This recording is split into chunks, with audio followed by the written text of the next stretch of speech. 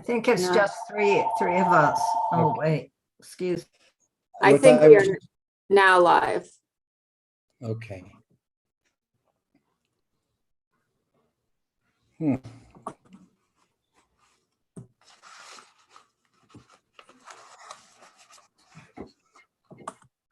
I think it's just. Oh, Danny, Yes. I saw Patricia Gall this week, and she asked me for your phone numbers for Norman. So I don't know if they've called you yet, but I I gave. haven't heard. I haven't heard, but ironically, I did think of them. And that's because I think of them every time that I speak to Kai. I was just saying, there's You a connection understand. there. And I'd say why? Because somehow, without them knowing it, they've had a parallel experience Yeah. that one would Oh, call. I see. Yeah. Yeah, and having a parallel experience, they find out in retrospect it was purely creative experience. That anyone thinking it was literally happening was absurd. Anyone watching the thing understood that they watched something that was fluid, that was in flux. Yeah. Okay. And I say why? I say because once show business becomes the axiom, then that flux does enter into the story.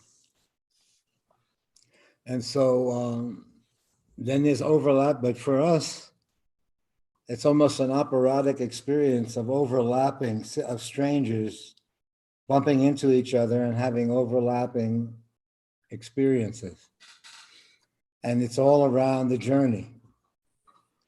We thought we had a literal life, that we were literal citizens, that you wanted to vote for Hillary so bad that time that you were threatening people to vote for Hillary. Do you remember?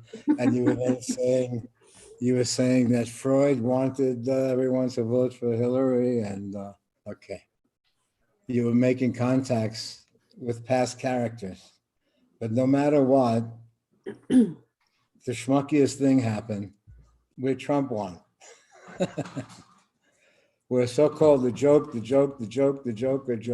Who could like a rich zillionaire, a non-zillionaire who's in his head and they've got a fortune, and how the hell will even the right wing or anybody really will get behind such a weird dude? Okay. Where in fact, everything that's coming out of it is just hot air in some way, But yet you see that poor Catherine, no matter how much she went out there outraged to get her Hillary across, poor Wiener. Remember, didn't Wiener get the fellow who his wife worked for Hillary? I don't remember that. Remember story. Yeah, so his wife was the main, a very wonderful woman, Islamic woman, but she was the main caretaker of Hillary's campaign and Hillary's life. And her husband was running for mayor of New York, and he already got busted for cheesiness, sexual cheesiness online. But then 4 days before the election, then her main character taking care of her husband then get arrested for taking a porno video online, something on his phone, where while he's lying there with his son, talking to some underage person. And so that came out as and ironically, the name was Wiener. But also ironically, the woman he was related to as his wife was first-class person. That she somehow had integrated all of these aspects of herself into a pretty civilized person. And then you say, well, how the hell would you be attracted to, especially, doesn't his name Wiener mean enough to you that the guy's gonna get in trouble? That name has been for 1,000 years, meaning that the guy's gonna get in trouble. So they say, why? And I say, okay, even in the dumbest way, and it's not done to the person happening, but in fact, it explodes a whole campaign to some degree by being as cheesy as it can be. Not shooting this, not killing 27, not doing this and that, but by being a cheesy little dude. That seems to have an impact. But then you also say, wasn't there? And I say, no, it's what would be the attraction, we'll say, to the dedication, the attraction to a hurt that is waiting for you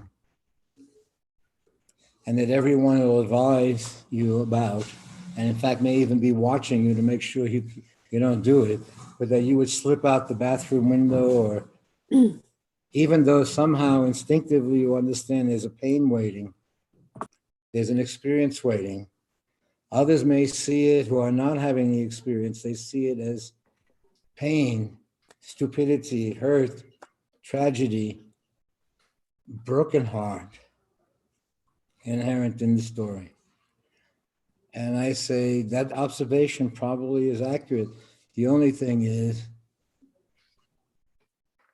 for the premise of the person who somehow instinctively understands it, they're determined, it seems, to have the experience that others who are responsible for them are fearful of them having.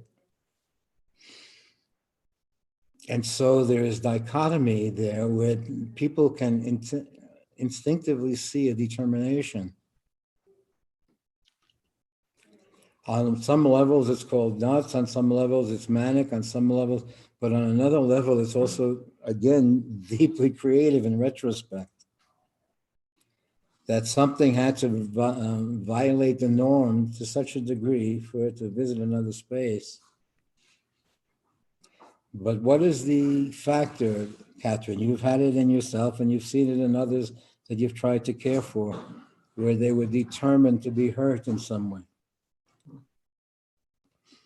And then they would smell out any trick that you were going to use, or any good feeling thing or happy feeling, or try to sell them makeup or an entire industry around it. But it seemed that the hurt was a possessive, and that it was shared only very discreetly, not to get rid of it,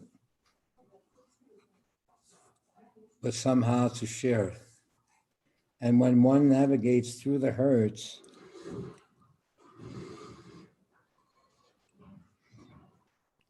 you see a hurt ran through the story that literalizes, but it does seem that there's a hurt that's inherently in the story that's non-causal. It has then an experience that allows it to express itself in some way. But this factor of being determined to have an experience that everyone knows in the neighborhood is bad for you in some way, in their terms of bad for you. But for you to be mashugana enough, we'll say, to have a determinant in it, to have a logic around it. In fact, to create a logic for the experience is also, to some degree, even though it's mashugana in a literal world, in a parallel world of a journey, surrendering yourself to the experience is not unheard of in the creative world. It's like visiting another culture and you're in it, but you're not of it. But you may have a relationship that brings you into it, and you see a different language is being spoken, a different look, a different moment that's natural for them. When I use the axiom of meeting beggar families in India, and where they would actually think that their children's distortions were almost like an education, a guarantee that they would earn a living. And you enter into a culture where they would try to explain it to you. They say, look, sir, this is the different people, poor people. So achievement for them is the more the child looks distorted and hurt, the more of an earner it is. And I said, okay, I understand their logic. But then you also understand that you're a stranger in a strange land. That they were talking about the children being crippled as if they were going to college. and they were proud of them. And you'd stumble upon that in many situations where what would be inhumanity to you is what they would be proud of as a way they would survive. That survival was the predominant issue. And that your idea of a life, your idea of falling in love, your idea of having a life or an experience had an absurdity when survival was the main tenet. And therefore, the caste system that they had was naturally the one element of survival. So then as you experience it, you experience to some degree being a stranger in a strange land, even though you get it. There's something in you that has not been able to sacrifice its own humanity towards the extent of survival. There's some dimensions of survival that violate the human in one's eye, but are normal in a situation you may be in. That's Urja. That's a nice ring. Yeah, put that on there. I think Mary is planning for Urja to maybe drive down with Raphael next week. And some folks. So we may have, Raphael's in Colorado. yeah, he's in Denver. But then she says that everything was knocked out today in Boulder. And we had something like, what a remarkable windstorm we had this morning. It was really- Oh, But then did you see all the damage done in the rest of the country? It's yes. how could that even happen? It's almost splinters. Ojai got rain. We got a lot of rain yesterday. Yeah. It's tragic, Kentucky and so on. Yeah, it's amazing. It's just to sit and watch it all. Now Yeah. we'll see it all unfold here. Well, I guess a lot of folks will be coming in this week to spend some time.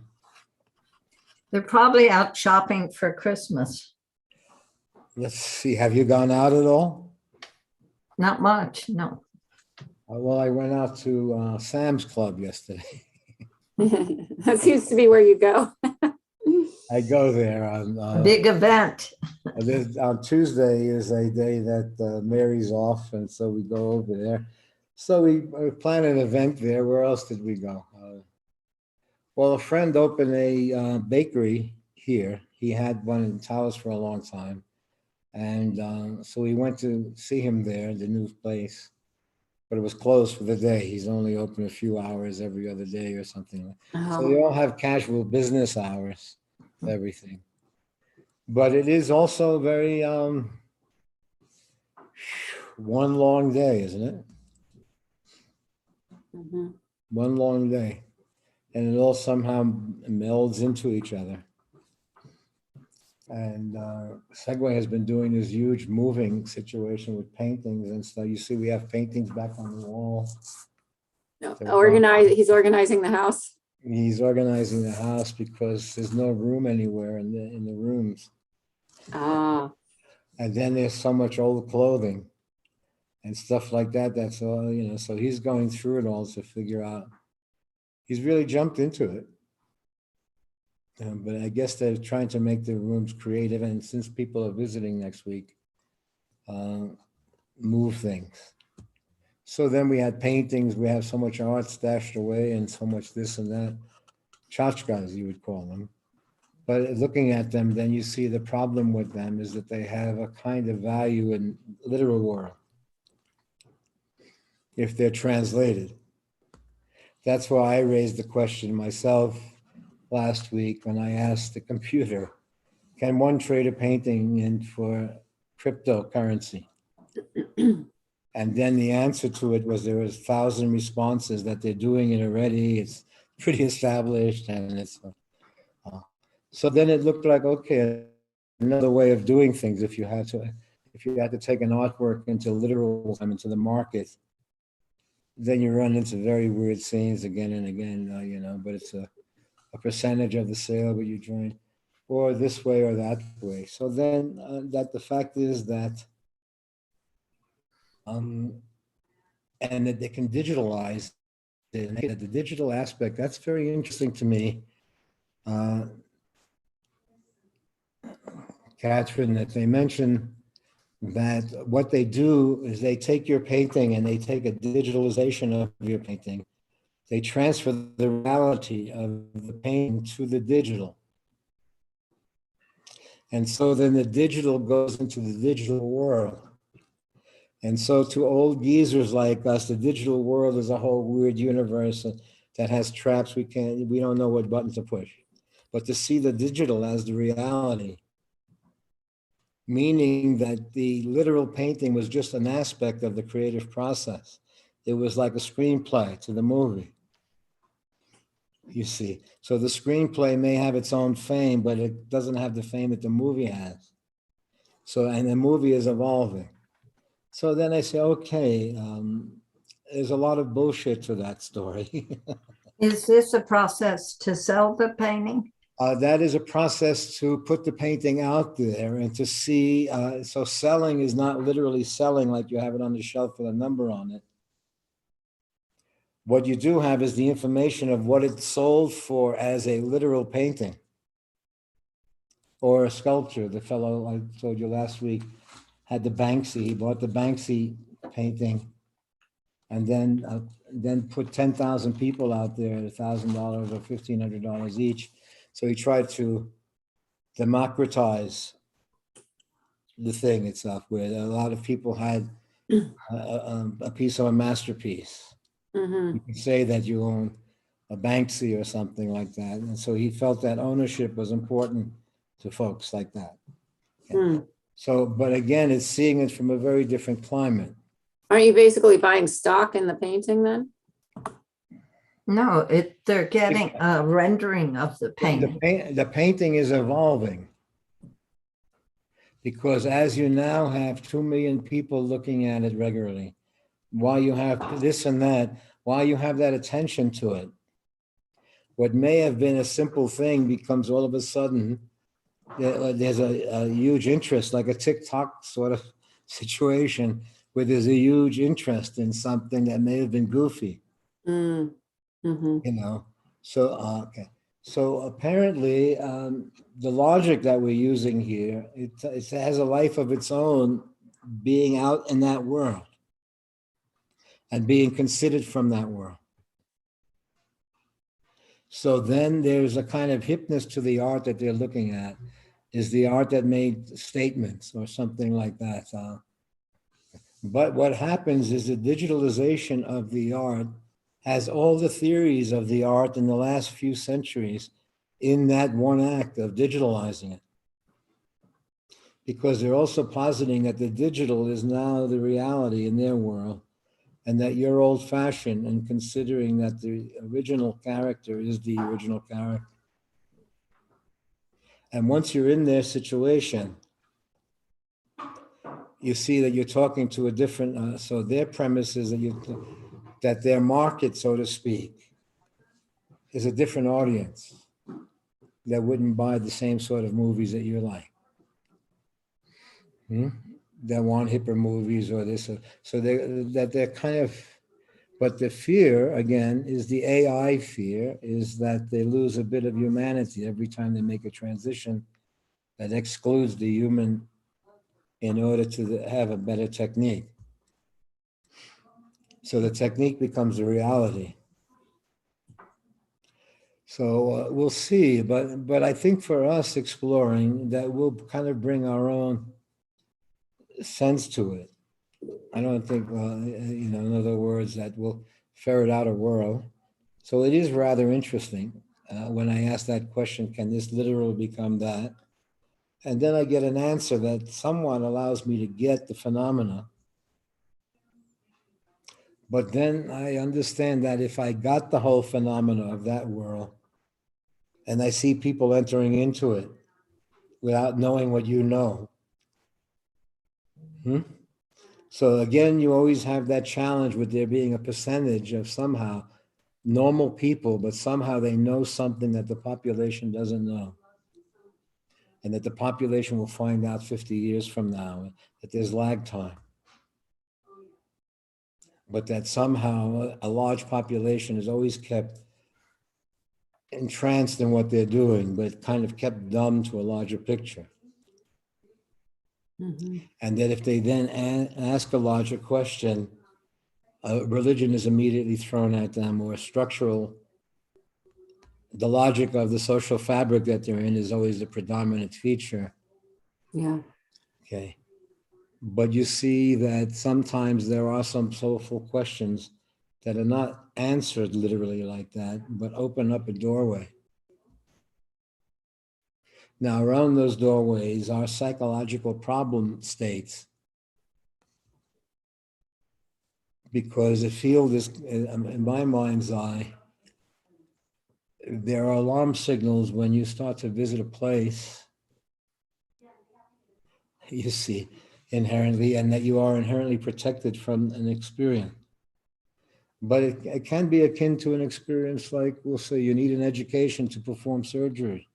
If you have to perform surgery without an education or preparation, there's something, a shock to the system to see the inside of one's life or one's being or whatever. There's something of a shock to your system, no matter how much you jump for the flag and sing songs and everything. There's something of a shock to the system when you actually go in there and another person's life is on the line and your life is on the line, and you see that rage. And you see, you can't believe, not even the shooting at you, you can't believe how hated you are Hmm. in a circumstance just by your being, that there, you step into a situation where when you meet hatred, your hair stands on end in some way, even whatever the fact, whatever the issue, whether you're innocent. I'm not saying any of that, but when you meet sheer hatred, there is almost a discombobulation of the self,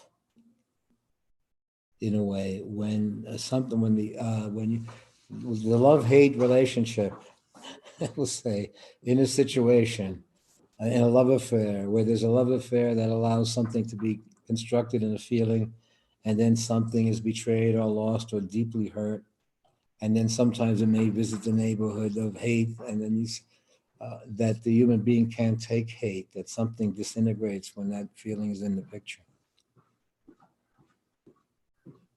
And it's over nothing generally. Usually it has to be over nothing. That in retrospect, you say, holy shit, all it required was one honest conversation or heartfelt. And I'm not talking about honest conversation being a naturally Freudian or logical conversation like that, but more of a, hey, baby, where are we with the situation? It's not so much where the doer doesn't own the story, what to do. Like, we'll figure out what to do once we come to an actual. But when the doing predominates, you'd like to have the mutual perception, even though it's unlikely. And I'm not talking about a psychological handshake. I'm talking about that the relationships carry on no matter what happens to the literal form. So there's a retrospective where you see relationship not as your possessive, but you see it almost as if it was your magic carpet. It gave you, you stepped onto the carpet, like Sabu in the Jungle Book or whatever. Or no, what's the other one there? Kim, Kim, No, I think Sabu in the movie where, remember at the end, they say, now you can be a prince with us. And he steps onto the magic carpet and he flies away. He says, who wants to be a prince? I can fly now. I can go anywhere. I can see anything. What's the name of that, Derek? Sabu was the elephant boy. Yes, but he was also in another No movie. magic carpet. He would jump on his elephant. No, there was a movie where the second movie. Kim, Jungle Book. No. You want to tell him, Dean Derek? Stockwell played him in the No, early movie. I just saw it before, Kim, with Dean Stockwell. Yeah. But you want to tell him, Derek? I mean, is it? I don't. Jack and is it Jack and the Beanstalk or no? Is that what you were saying? No. No. He's talking about I'll tell you, Aladdin. let me mention it Aladdin. to you, Catherine. Oh, like Okay. the. Aladdin. Let's say he's a thief. He's a boy thief. Aladdin and the 40 Thieves. No. He is a thief. Sabu is the thief. the king is dethroned by this magician who wants his wife. So then the king is dethroned and made blind by this magician. And the magician is very famous German guy in quite a few movies. And so then he meets Sabu, but then the magician turns Sabu into a dog. Okay, but then he meets a giant. He meets a genie. He finds a bottle on the beach, and when he takes the cork out, this genie comes out.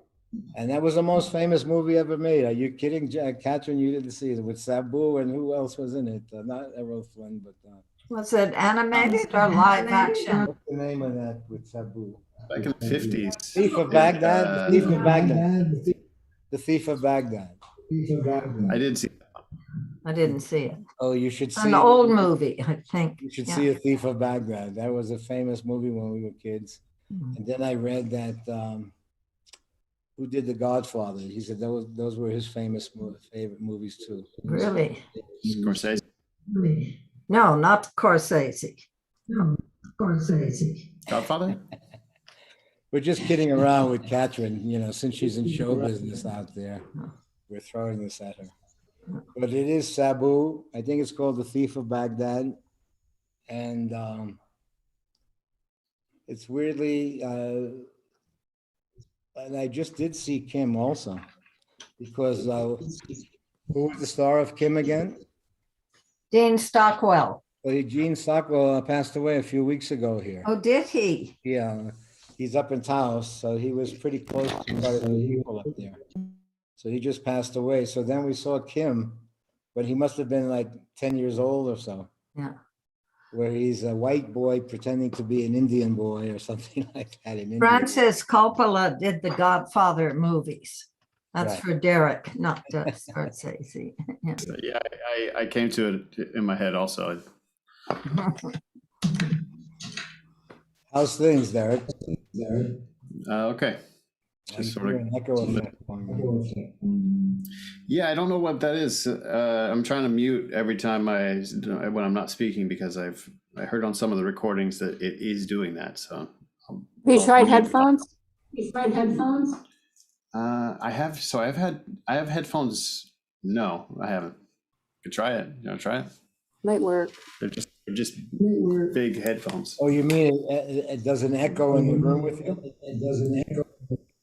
Not for me. Everything sounds fine. Does that help? Yeah, that seems fine. Yeah. I mean, it wasn't that bad. Yeah, that's it. Yeah. Okay.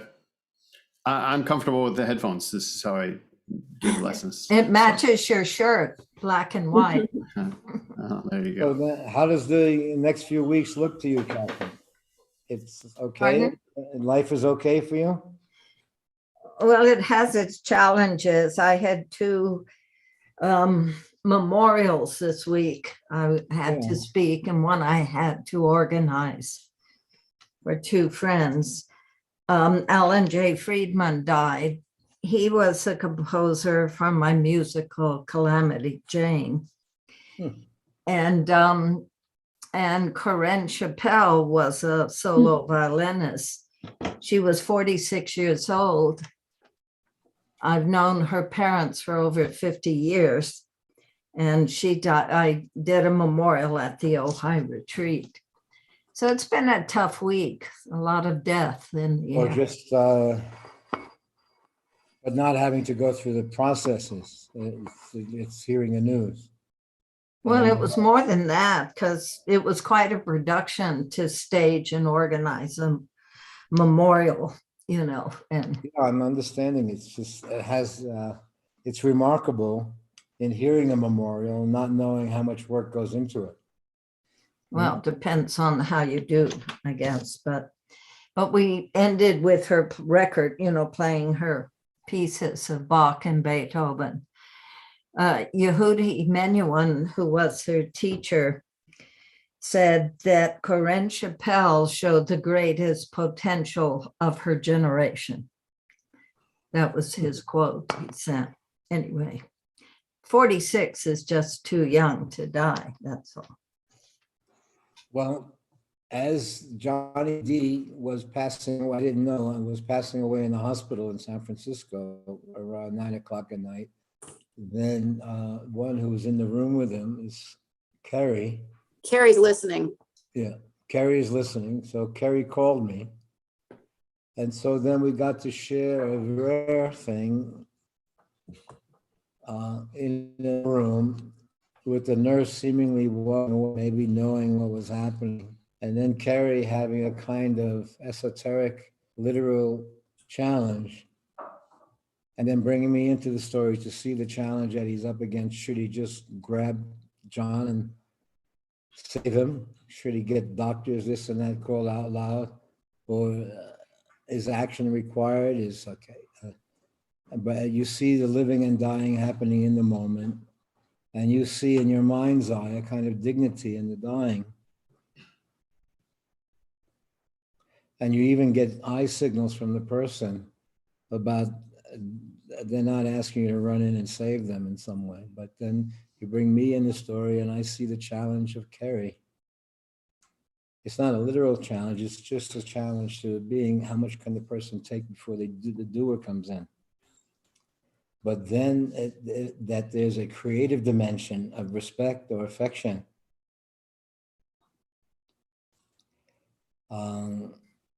Where the doer is not the predominant factor. The person is coming from a different space of friendship or respect or whatever the larger coding is, you see that there's an element of affection somehow in the story.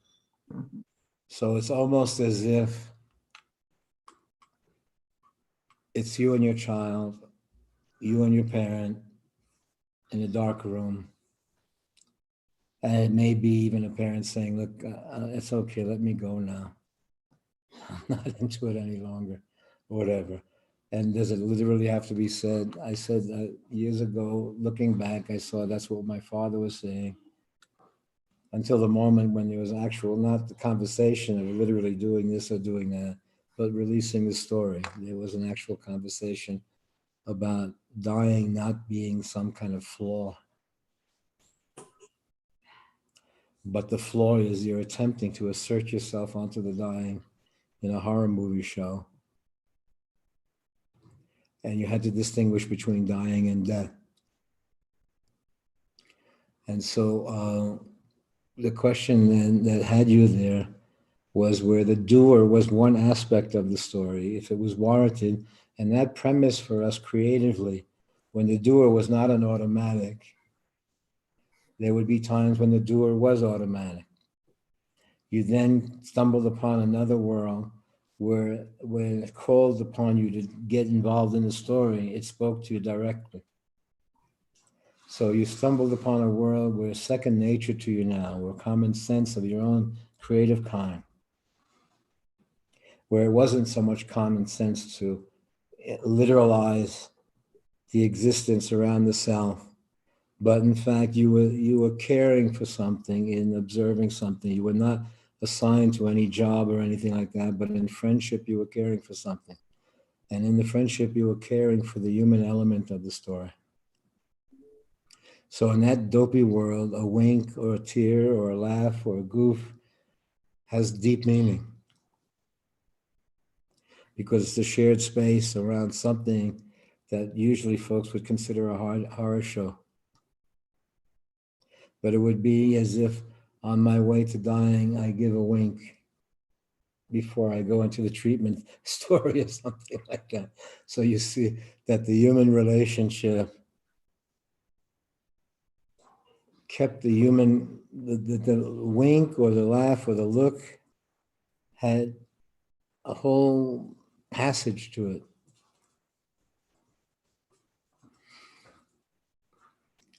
And so we kind of witnessed the story, not only in its literal terms, its evocative terms in the everyday living that's happening. So that's why you're seeing your friends go, or folks that you've known creatively.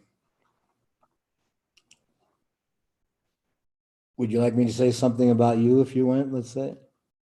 What would you say? Did you just say, what would you say? Yeah, I did. I may not be able to hear the next time you say it, but Okay, let's say, I would say, who played this cruel joke on bloke after bloke, packing like a rat across a desert flat, asked Montana Slim, brother of all men in this here lion's den. Was it God that got mad like some Indian cat who was only a giver, crooked like the river? Pray tell us, dear buddy, and don't make it muddy. What is the point of this whole joint? What did this mean, this eternal scene? Would that be okay? That would be too Kerouacian for you? no, I think it fits. Well, it is a Saying Dharma it. bums. He posited that there was a parallel group of people that he would call Dharma bums because they didn't have literal jobs and stuff like that. So time, and they didn't have literal sleeping habits or this or that. So time was different for them. It was creative time. You know, before my friends were going to meet you, various friends I've sent to you, they would say, "What's he like, Danny Castro?" And I would say, "Well, he's a metaphysical Jack Kerouac."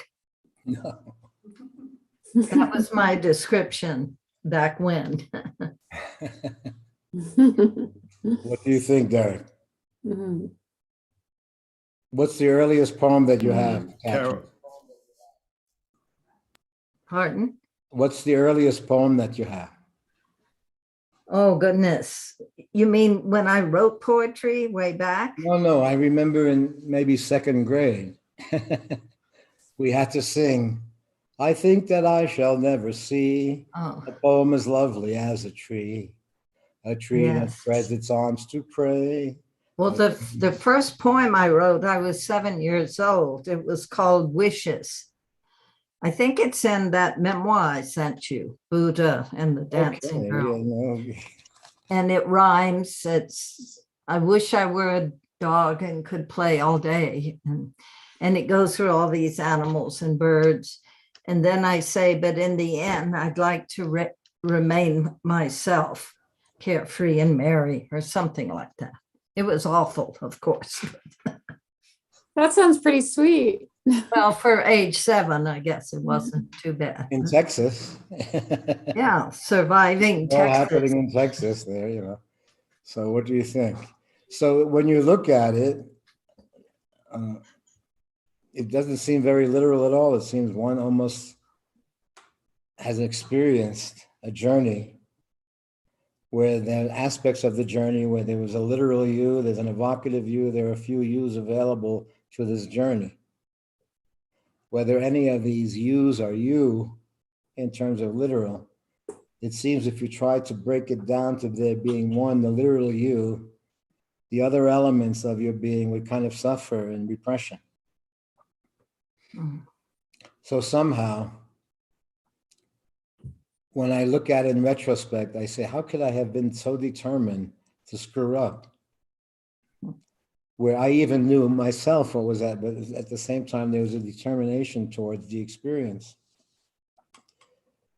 that without which logic, that without which reason, that without which heat form, in order, but that there was an experience somehow. In retrospect, you see there was an experience in the situation that one was determined to have.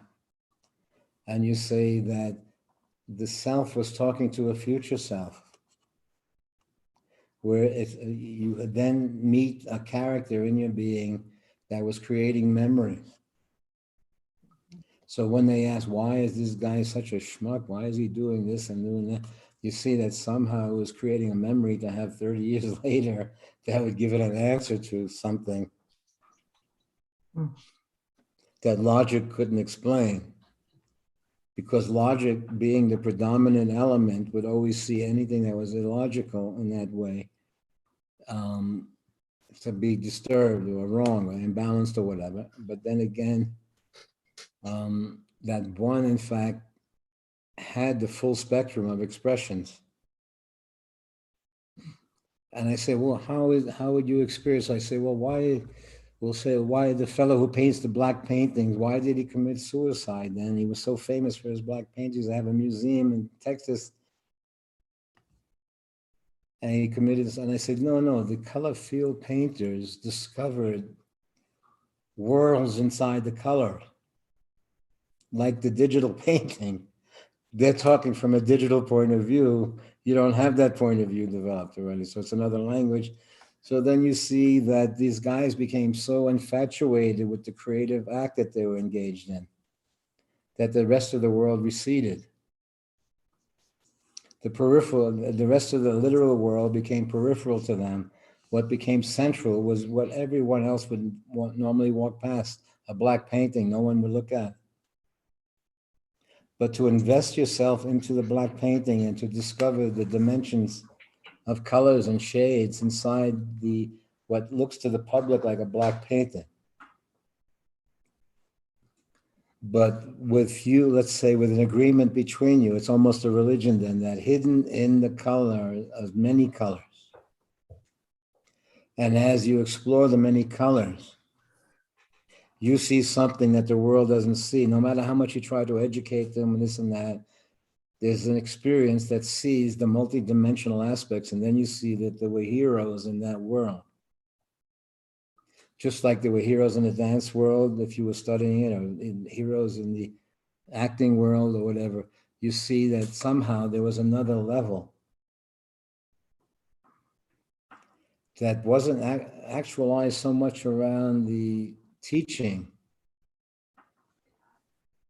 but that failure was part of the resume.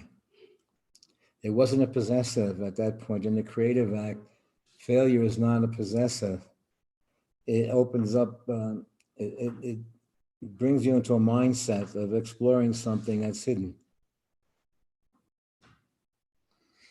But when you explore something that's hidden, there is a kind of Hippocratic oath that comes with it, because you're seeing something that's not seen.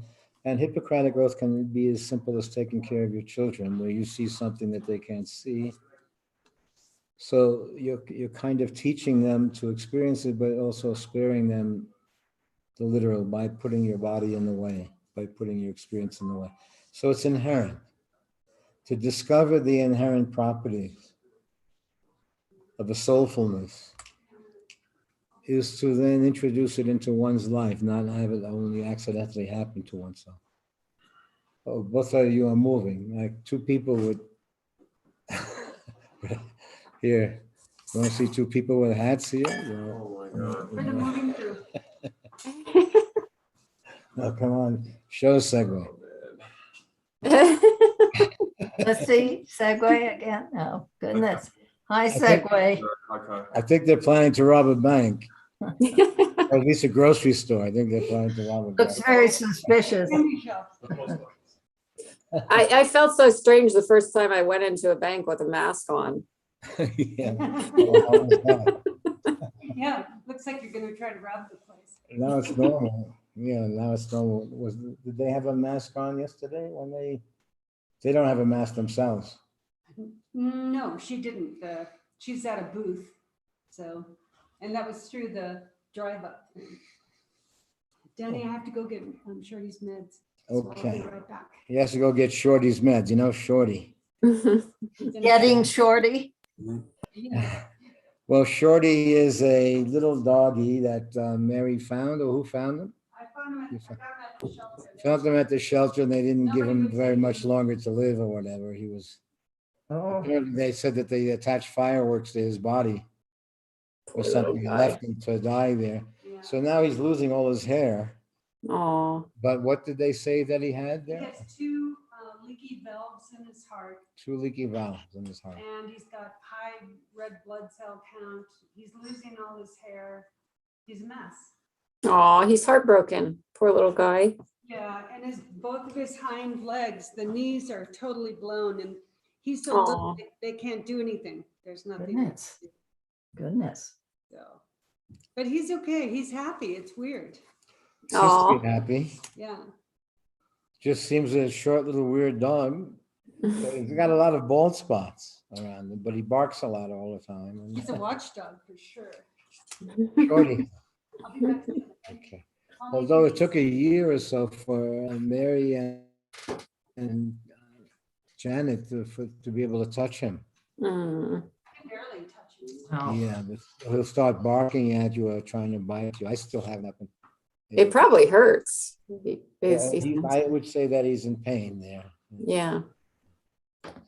So it's all very, Mary and Joseph. We'll see what next week looks like as folks come by and see what's going on. Say hello.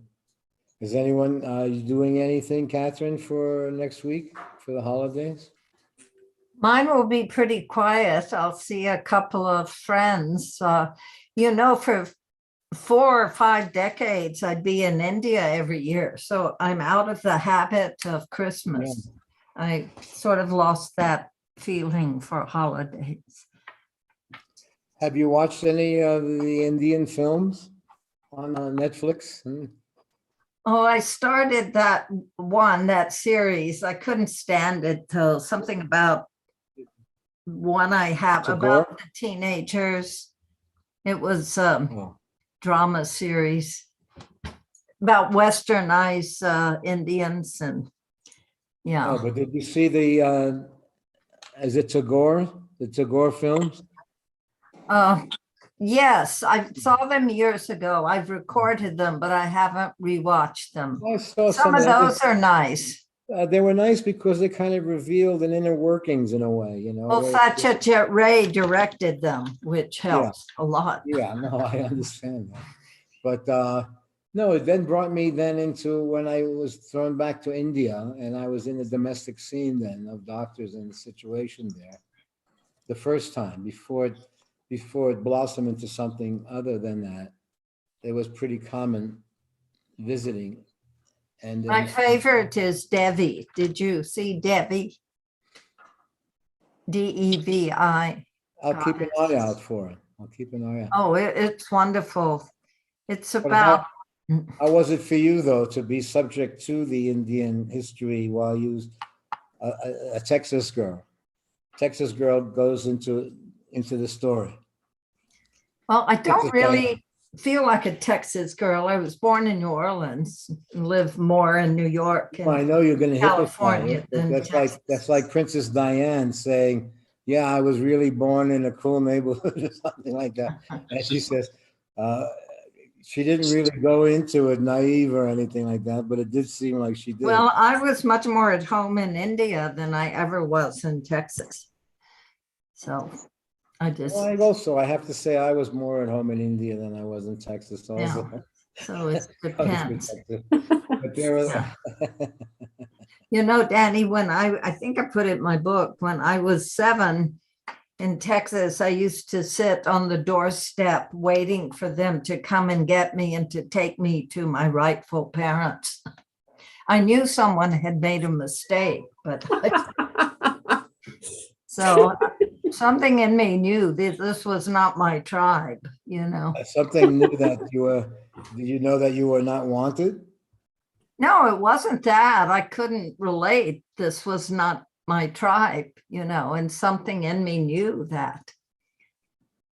I literally, for days, they'd find me on the front step looking at the gate, waiting for people to come and correct the mistake and take me away. So you don't think, well, I would say that confusion was the larger construct. With fusion, meaning confusion in retrospect, you see the intelligence of confusion. You're a sort of stranger in a strange land. So my experience would be that somehow screwing up would get you out of inhuman situations that were normal, that they considered normal, but somehow there was something in you that was too much of a schmuck to go along with the crowd in it. And in retrospect, you accessed it. That you would try to use a kind of common sense with people who killed and people who did this and people who thought that way. And that there were moments when your only escape was that you had to pee.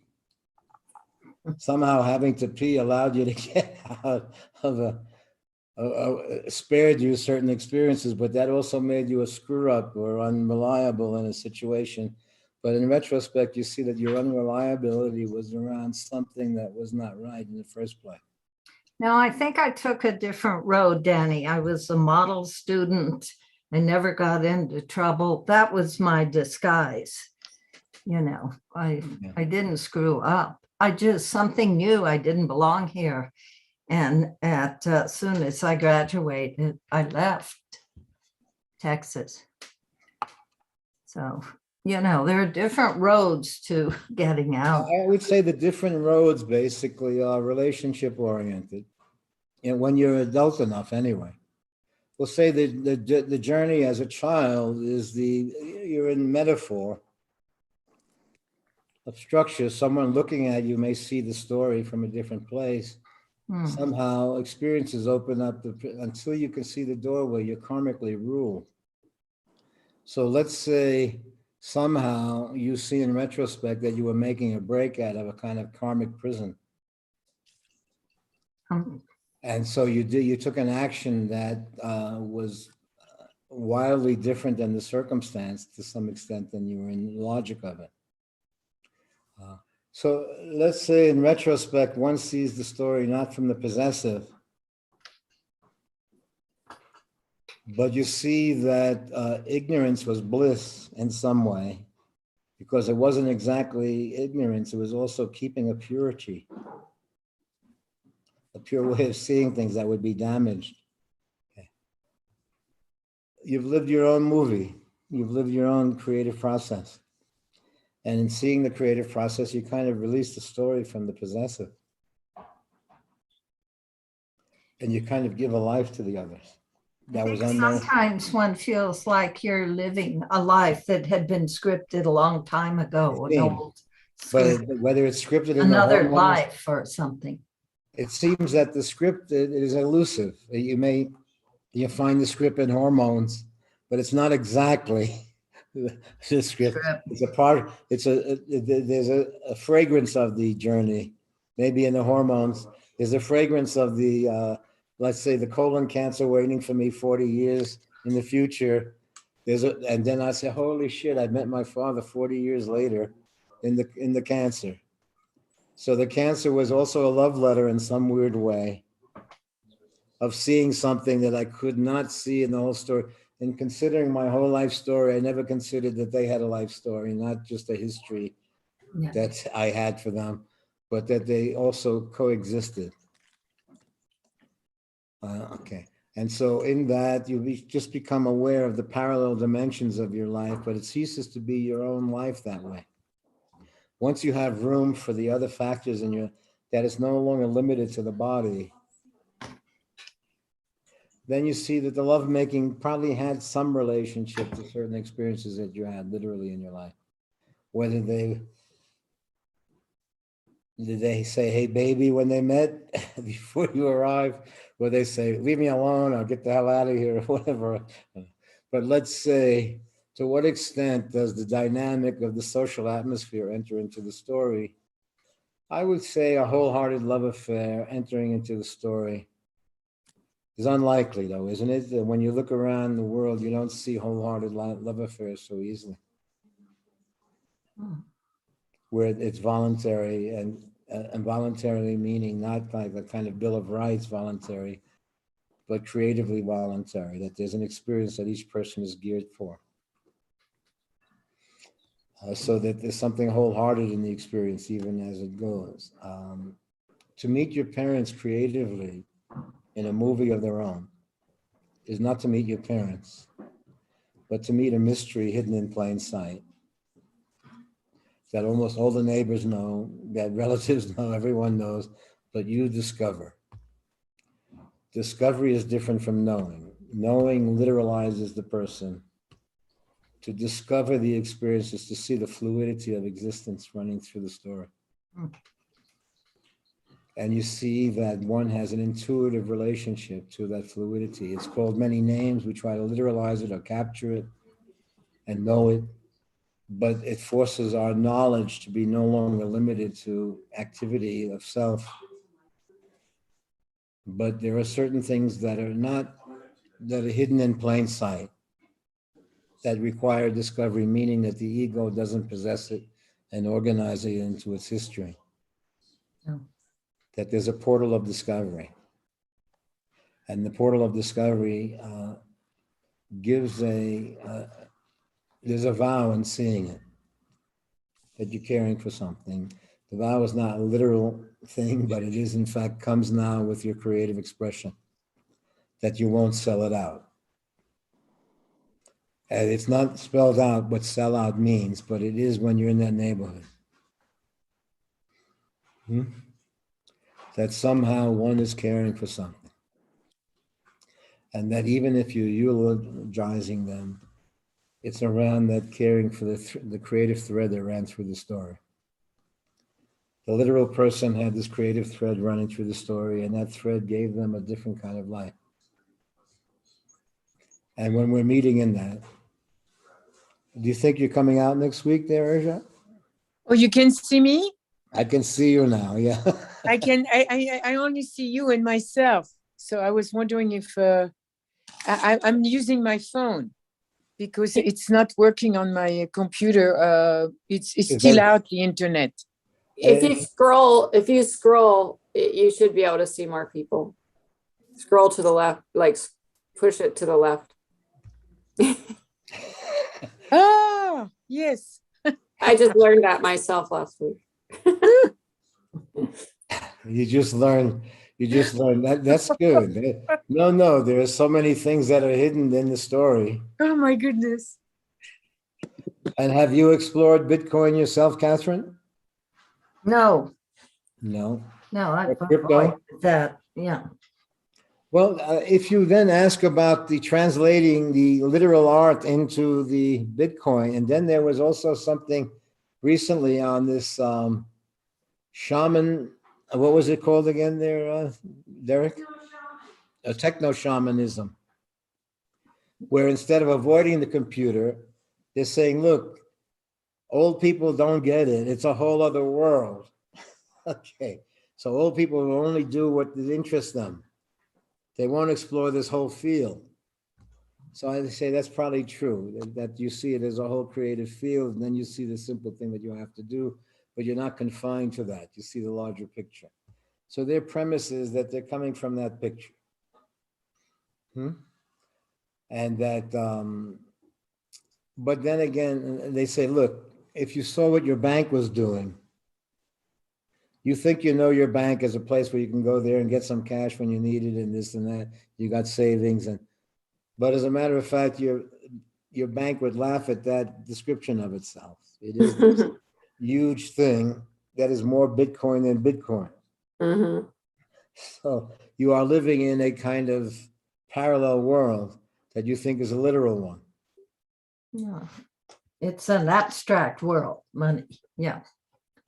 And they say, well, what do you mean? They say, you think that Joe Biden is just a picture there to comfort everyone, to say, okay, we survived it all, we'll try. But you also understand a 90, 80-year-old guy doing all that shit, he doesn't know this, he has to put on a face for the thing. So you understand that the illusion of a literal place, when you have all these organizations working and situations working, and yet they don't show you that, you don't know that, unless you step into Wall Street. If you happen to accidentally step into Wall Street, you won't believe what's going on in that room there, with everyone screaming and shouting and this and that, and you have no clue as to what's going on, and yet they're all serious about it. You understand when you're a stranger in a strange land, where you discover in the most simple way a complex world hidden in plain sight. And when you meet that world, okay, you see then that you're a stranger in a strange land, that you've attempted to keep the human alive in a circumstance where in many of those spaces you're merely a number. You don't literally exist in that sense. But they'll come out the next morning and they'll say, our hearts are broken and we really feel bad for the kids that were killed or this or that tomorrow. But you also say, hey, can't you stop the shit with these guns and stuff like that? And they say, okay, lots of luck.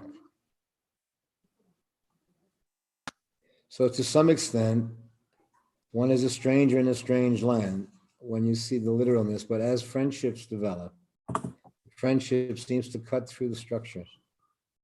where there's simple, honest conversations waiting in plain sight. That when you share that with another, you then share a human element with the person. Seeing them, you see that experience. Whether you see them often or not, or whatever, there's even the eye contact makes the human contact. And it may have just been a conversation on the bench or in any kind of weird scene where for a moment the humans touched on something with each other, okay, and then entered into the literal story. But when they see each other, they see that the intimacy was there before the history. So when one has the experience deep enough where the mystery and the history are coincidental, that one was taken for granted the historical imperative of the self, and the imperative is to repeat. In seeing the historical imperative, it no longer has power over the situation, because repetition is the goal in terms of survival. But when one's life becomes soulful or reflective or soul searching, then achievement or literalness of the life is no longer satisfying. You start to see that there are other dimensions that are very important to experience. That the life is a journey, and without it being hocus pocus journey, that in fact, in retrospect, you see the journey of your own life and the many shapes that you've taken in it. And the shapes are, it's almost as if you could never have calculated saying, I have a poet rapper for a grandson. And I say, could you imagine 50 years ago saying something like that? But then saying it like that, I've got a poet rapper for, okay. And boy, oh boy, is he good. And I see the whole story right in his look and a smile on his face. I can see everything that happened in a flash. What do you think? It was nice to hang around that long, Catherine, so you can have the experience. Yeah, I'd like to see where it goes. Well, it's going. Stay around long enough. Okay. Well, It's hard to be young today. I really feel for the young people. There's no innocence anywhere. yeah, it seems that that's we're running, but they're also you're running into brilliant children. Yeah. Right. Who are it 10 seems years that older than their age. well, it seems like the kids that we're still associated with as a human quality in the story. Yes. And so then, therefore, most of them then are looking to a creative life, not so much a literal life. So I think that to that extent, we provided that space where they can find their voice. And the freedom to find their voice, not be so literally predetermined already. So I think your presence had meaning. You're keeping it hip. You had to go through a lot of shit though. So let's say that would be your next book, going through the shit. Annie, it's great to see you. Nice to see you also. Namaste, everyone. So I'm calling it again. I'm saying the next work is going to be called Holy Shit, because I am seeing, as it literalizes, it becomes bullshit, but at the same time, metaphorically, when you have access to what's really happening. So then there's a moment where you saw with the youngster what's really just in his voice and his look, what you saw, a dimension of what was really happening in the life to some extent. There are moments. And I feel that you've made a creative life out of it. And so there are ups and downs of the creative dimension that exist around the thread that runs through the story. Tell Patricia hello and Norman hello. They can call anytime or touch base. I'll tell them. Okay, take Bye. care. Bye. Bye. Okay, how are you, Ursha? Okay, thank you. You carrying on? We have had Well, we have a very, very windy day, and the internet was, the electricity was off for an hour, which is a lot. yeah, we had that about 4 o'clock this morning. It was really, Oh, unusual wind. I hadn't heard wind that heavy before, but it looked like everything was going to blow away. Like they were Yeah. just showing in all those other states, Kentucky and so on. How has it been for you there in Pennsylvania there, Kai? We lost our Buddha statue. Oh, yeah, you've been getting how heavy weather? I guess I mean, it wasn't anything that was like alarming, but when the statues get blown over, it's pretty strong winds. Yeah. Well, we had that, but it seems okay. It seems okay. How's San Francisco? Been raining, actually. It was Monday was rained all day, pretty hard. Today it's supposed to rain in the afternoon pretty hard. So it's been good, though. It's nice, fresh and all that. So You say that Carrie's there too? Is he online? Carrie, Mm. he made a comment. Are you still here, Carrie? He made a comment earlier. We'll see if he responds.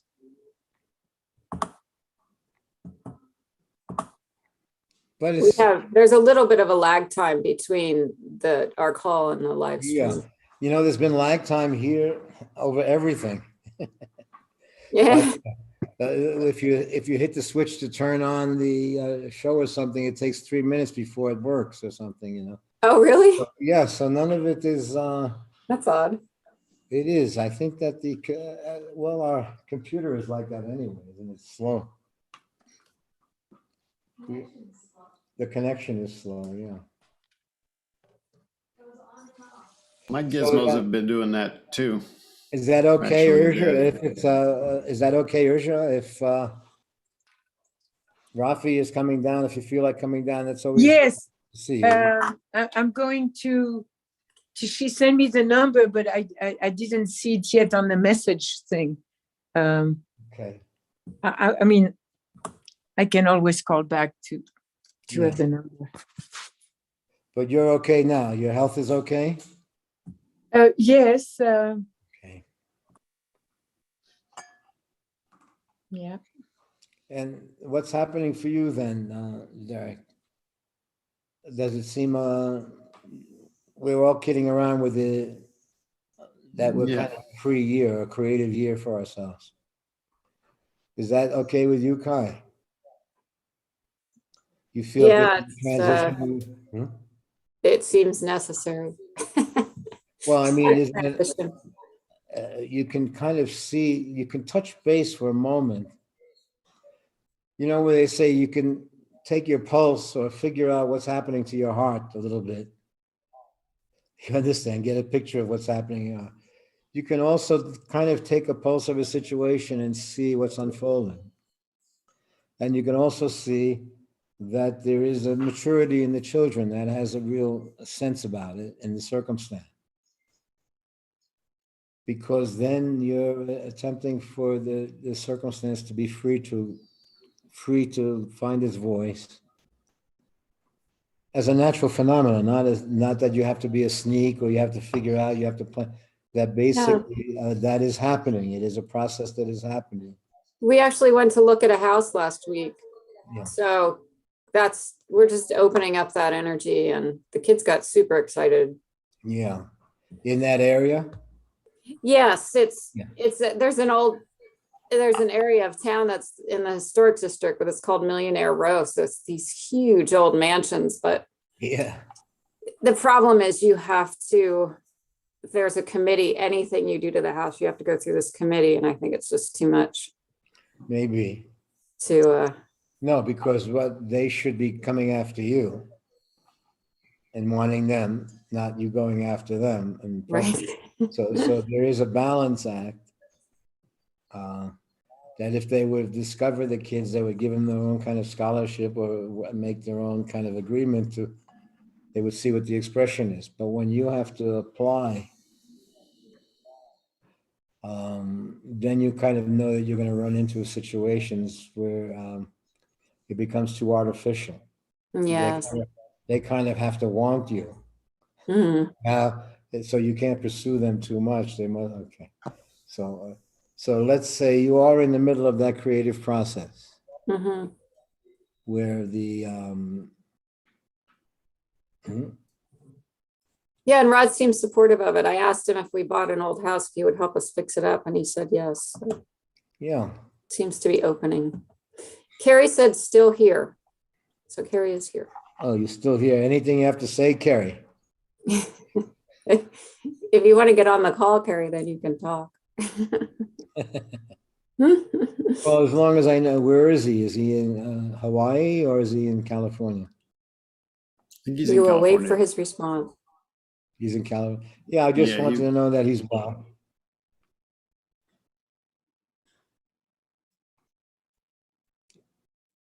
Oh, is he saying something? No, it literally, it's about 2 to 3 minutes. Of lag time. Yeah, no, I'm noticing that happening a lot here, and but it's good. Maybe we'll see Ursula soon. I mean, maybe I'll speak to you tomorrow night then, Derek, Yep. and Sunday after. And I'm glad that you're okay out there. It'll be funny if she then brings in Patricia and Norman again, Yes. because I see that he's really popular, isn't he? Well, apparently he's married. I looked him up recently. He's married with 2 kids, so he did settle down eventually.